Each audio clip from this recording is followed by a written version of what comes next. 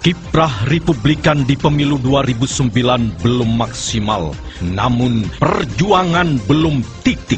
Bertolak dari silaturahmi nasional dengan anggota DPRD Republikan di Surabaya, hadir figur nasional Jenderal Purnawirawan Endriartono Sutarto, mantan Panglima TNI.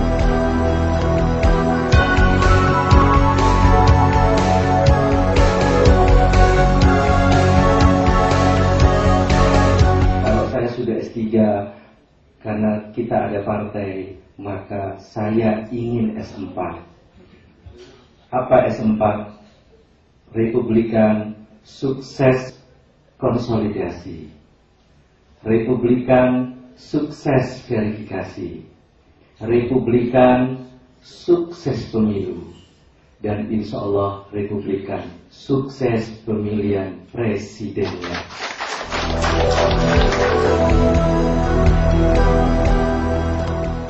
Keinginan untuk bisa silaturahmi nasional ini dari hari ke hari memang sudah ditunggu, dan hari ini tepatnya berkat Allah itu terlaksana. Amandemen Undang-Undang Dasar 45 yang dilakukan sebanyak 4 kali setelah reformasi, yang tujuannya barangkali memperbaiki sistem ketatanegaraan kita, yang tujuan akhirnya adalah agar supaya masyarakat itu betul-betul mampu menikmati sebagai warga negara suatu republik besar, yang besarnya bukan hanya karena jumlah dari penduduknya, yang bukan hanya karena luasnya wilayah, tetapi besar karena memang kita sebagai bangsa mampu berkarya besar, kira-kira seperti itu.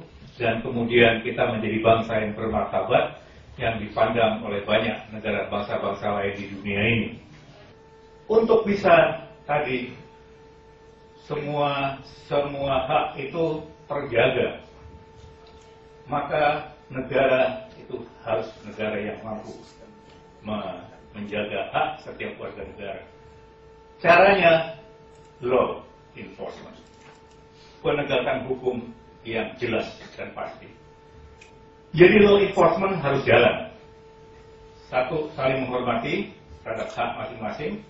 Hak yang unjuk rasa dihormati, sementara yang unjuk rasa juga menghormati hak orang lain. Gubernur juga harus merespons atas hal itu. Siapapun, presiden pun harus merespons atas tuntutan orang yang memang ingin berkeinginan. Hanya jangan karena 10 orang atau jangan 10 orang. Kalau 5 orang, 10 orang kemudian ada respons yang bagus dari mereka yang memang dituntut atau ingin menyampaikan sesuatu, maka tidak akan pernah terjadi demonstrasi sampai ribuan. Bahwa tuntutan itu tidak harus selalu disetujui, tetapi tidak disetujuinya harus dengan alasan yang sangat reasonable, yang sangat beralasan, sehingga orangnya itu mau menerima bahwa tuntutannya tidak disetujui karena dengan alasan-alasan yang sangat masuk akal. Semenjak kita reformasi sudah ada 167 pimpinan daerah yang harus dicopot oleh KPK. Hanya karena sistem yang sekarang ada adalah menyebabkan kemudian terjadinya money politik.